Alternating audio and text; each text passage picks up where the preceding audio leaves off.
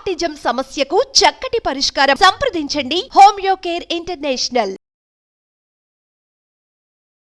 Hello Ravindranath గారు. Hi అండి నాగరాజ్ గారు. ఇవాళ పుష్ప 2 రిలీజ్ అయిన తర్వాత అందరూ గంగమ్మ జాతర గురించే మాట్లాడుకుంటూ ఉన్నారు.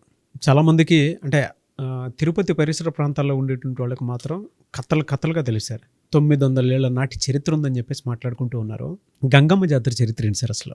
గంగమ్మ తల్లి జాతర రాయలసీమ ప్రాంతంలో విశేషంగా ముఖ్యంగా చిత్రి నెల అంటే తమిళ సంప్రదాయం ప్రకారం ఆగస్టు, సెప్టెంబరు, అక్టోబర్ అంటే ఆషాఢ మాసం తర్వాత వచ్చినటువంటి నెలల్లో ఈ చిత్రి నెల అనేది ప్రధానంగా చేస్తారు.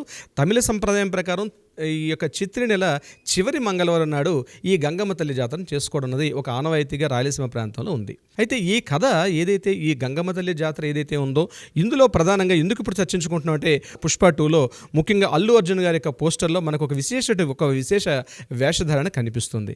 కాంతార సినిమా ఏ రకంగా అయితే ముఖ్యంగా తులునాడు ప్రాంతంలో విశేషంగా ఉందో అంతకు మించి మన యొక్క రాయలసీమ ప్రాంతంలో మన తెలుగునాట కూడా విశేషమైనటువంటి ఈ కథా ఇతివృత్తంతో కలిసినటువంటి జాతర ఈ గంగమ్మ తల్లి జాతర. దీంట్లో కూడా ఇంచుమించుగా తులునాడు ప్రాంతంలో కాంతార్లు ఎలా అయితే చేస్తారో దగ్గరగా ఉంటుంది, కానీ అక్కడికి మించి ఇక్కడ నేను కంపారిజన్ చేయకూడదు, కానీ కంపేర్ చేసే ప్రయత్నం చేస్తాను. ఎందుకంటే వేషధార నేను కంపేర్ చేసే ప్రయత్నం చేస్తున్నాను. ఇది పూర్తిగా ఏంటంటే ఒక మగవాళ్ళు మీసాలు గడ్డాలతో కలిగి ఉండి ఒక స్త్రీ యొక్క ఆభరణాలు ధరించుకుంటూ మెడలో నిమ్మకాయల దండ వేసుకుంటూ పూలమాలలు వేసుకుంటూ పూర్తిగా ఒక తన్మయత్వంలో ఒక మైకంలో ఆ ఒక పూర్తిగా జాతర అంతా కూడా విశేషంగా తిరుగుతూ ఉంటారు. ఇందులో ఉన్నటువంటి వేషధారులు వీళ్ళు మాతంగి వేషధారులు అంటారు.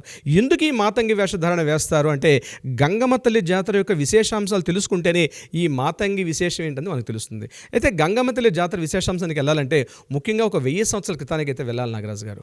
1000 సంవత్సరాల క్రితం ఇక్కడ ఇప్పుడు మనం చూస్తున్న తిరుపతి కొండ మీద ఉన్నటువంటి వెంకటేశ్వర స్వామి వారికి ధూపదీప నైవేద్యాలు లేని సమయంలో ఇక్కడ కూడా ధూపదీప నైవేద్యాలు జరగాలి. అప్పుడు కాంచీపురం ఆధ్వర్యంలో ఉండేది ఈ యొక్క క్షేత్రం అంతా కూడా.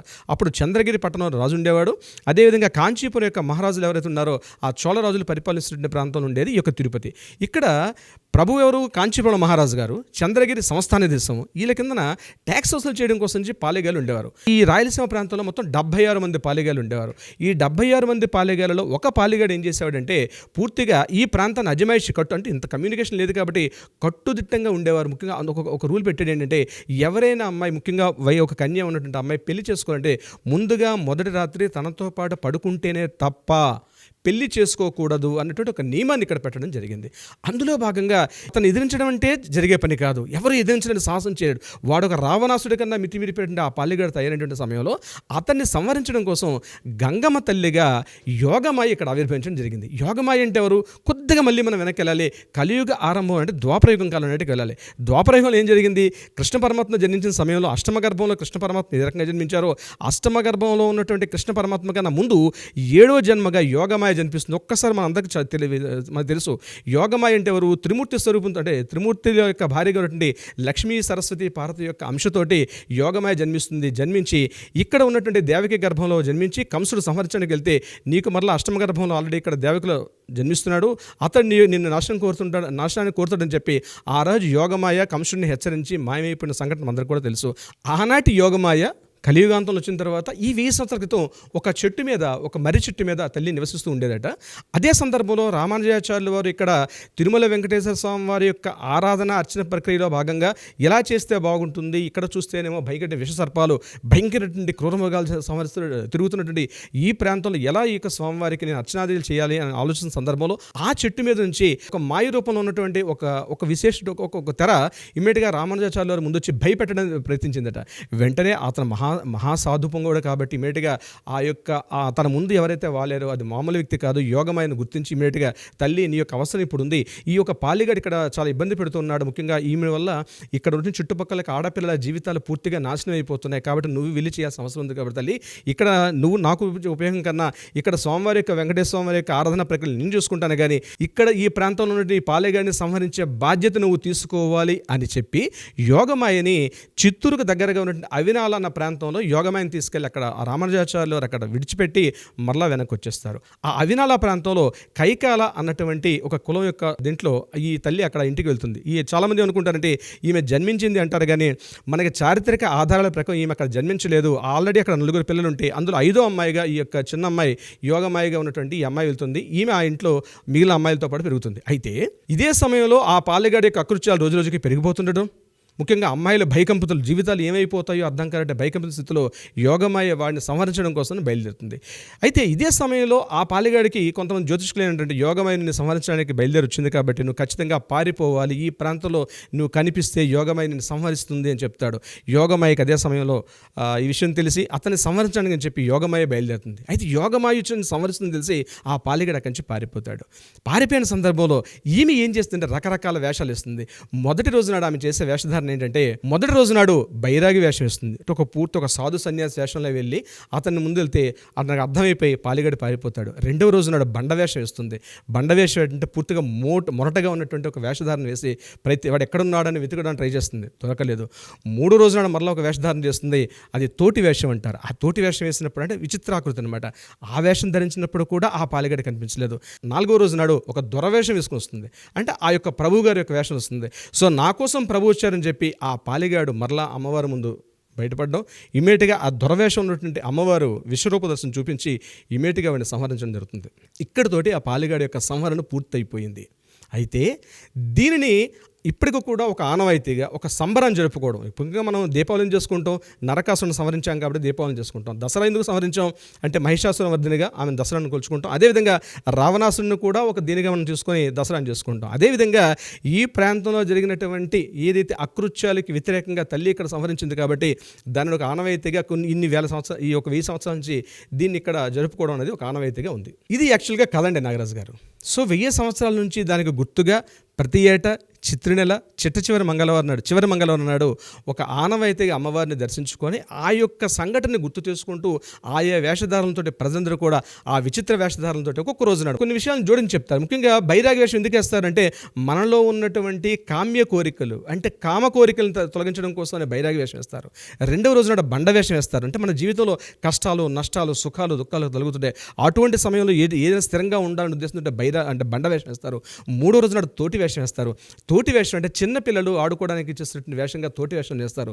నాలుగవ రోజు నాడు వేసినటువంటి దొరవేషం అన్నది విశేషంగా ఆ పాలెగాడిని సంహరించినటువంటి వేషం ఇక్కడితో అయిపోతుంది. అయితే ఐదవ రోజు నాడు వేషం వేస్తారు, అది మాతంగి వేషం.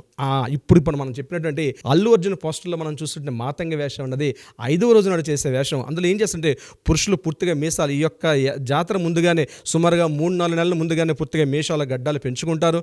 పురుషులు పూర్తిగా స్త్రీ యొక్క వేషధారణ ధరిస్తారు, మెడలో నిమ్మకాయలు ధరిస్తారు, మంగళసూత్రాలు ధరిస్తారు. అదేవిధంగా పూర్తిగా విశేషంగా ఉన్నటువంటి ఒక భయంకర ఆకృతిని కలిగించి ఆ వేషధారణ ధరించి ఎక్కడైతే ఈ పాలిగాడిని సంహరించారో ఆ ప్రాంతంలో ఉన్నటువంటి ఆ యొక్క భార్యని ఓదార్చడం కోసం వెళ్తారు. దీనికి ముందుగా మాతంగ వేషంలో సంహరించాలని కొంతమంది జానపద కథలు చెప్తుంటాయి కాబట్టి మాతంగ వేషం అన్నది పూర్తిగా పాలిగాడిని సంహరించేందుకు దర్శనంగా మాతంగ వేషం చేశారు. ఈ రెండు భిన్న కథలు ఉన్నప్పుడు కూడా మాతంగ వేషం అనేది ఒక విచిత్ర పురుషులందరూ కూడా స్త్రీ వేషధారణతో వేసినటువంటి ఒక జాతరగా చేసుకుంటారు 5 రోజుల పాటు. 6వ రోజు నాడు సున్నపకుండల వేషం వేస్తారు. 7వ రోజు నాడు పూర్తిగా సర్పకారం అంటారంటే, సర్పకారం అంటే మీరు కాంతార సినిమాలు చూస్తారు, బహుశా ఒక విచిత్రటువంటి తల మీద శిరస్సు మీద పెట్టుకొని చేస్తారు. అటువంటి ఒక విచిత్రటువంటి ఒక ఆకారంతో మొత్తం వేషధారణ ధరించుకొని 7 రోజుల పాటు చేసినటువంటి ఈ జాతర ఏదైతే ఉందో ఈ గంగమ్మ తల్లి జాతరగా చేస్తారు. అయితే ఇక్కడ ఒక విశేషం ఉంది. ఈ జాతర చేస్తున్న సమయంలో పైన కొండపైన ఉన్నటువంటి స్వామివారి యొక్క సిస్టర్గా భావించి, ఎందుకు నేను చెప్పాను కృష్ణుడి యొక్క సిస్టర్ కాబట్టి ఆ అష్టమ గర్భానికి ముందు సప్తమ గర్భంలో ఏదైతే యోగమయ జన్మించిందో అదేవిధంగా ఇక్కడ కూడా ఆమె యొక్క సిస్టర్గా భావించి గంగమ్మ తల్లి జాతరకి పూర్తిగా సారే పట్టుచీరలు అన్నీ కూడా పంపిస్తారు. ఆ పట్టుచీరలే ఈరోజు ఈ మాతంగ వేషం చేసినటువంటి వ్యక్తులు కూడా పట్టుచీరలు ధరిస్తారు. దానికి అక్కడ సారి వచ్చిన తర్వాత ఆ పట్టుచీరల నిదర్శనంగా దీనికోసం సెపరేట్గా ఈ పట్టుచీరలు నేస్తారు ఈ మాతంగ వేషం చేసేటప్పుడు. అద్భుతంగా ఉంటుంది జాతర విశేషం అన్నది. అయితే ఈ జాతర విశేషం కూడా విశ్వరూప సందర్శనని అమ్మవారి యొక్క మాయతో చేసేటట్టు ఒక విగ్రహాన్ని చేస్తారు 5వ రోజు తరువాత. ఆ విచిత్ర వేషం అంటే బంకమడితోటి ఒక నీలపు రంగు ద్రావణాన్ని కలిపి దాంట్లో బంకమడితో అమ్మవారి యొక్క పూర్తి విగ్రహం తయారు చేస్తారు. తయారు చేసిన తర్వాత 7 రోజులు పూర్తిగా ఆచారంతో అయిపోయిన తర్వాత 7వ రోజు నాడు ఒక విచిత్రంగా ఉంటుంది. అంటే అమ్మవారి యొక్క ప్రతి భాగాన్ని, కాళ్ళని, చేతుల్ని, ముక్కుని, శిరస్సుని పూర్తి ఖండించేస్తారు. ఎందుకు ఖండిస్తారన్నది ఒక విచిత్రం అనిపించినప్పుడు కూడా కారణం ఏంటంటే అక్కడ అమ్మవారికి ఇదంతా టోటల్గా బంకమడితో చేస్తారు. ఆ బంకమటిని తమ ఇంటికి తీసుకెళ్ళి మరలా మరుసటి ఏడాది వచ్చినట్టు గంగమ్మ తల్లి జాతర వరకు దీన్ని చాలా పూజాతికలను పెంచుకుంటూ ప్రతి ఇంట కూడా చాలా విశేషంగా పూజా పునస్కారాలు వాడతారు. ఆ బంకమట్టి రూపం ఉన్నటువంటి అమ్మవారి యొక్క విగ్రహం యొక్క బంకమట్టిని ఇంట్లో పూజగా పెట్టుకుంటారు. ఇది ఒక విశ్వరూప సందర్శన ఉన్నటువంటి ఒక ఆచారం.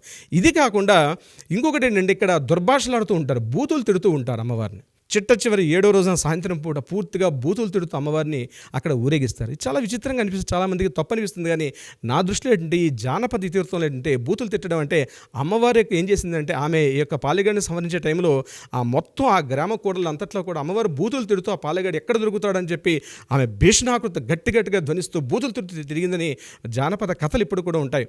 ముఖ్యంగా అంకణాలు అని అంటారు.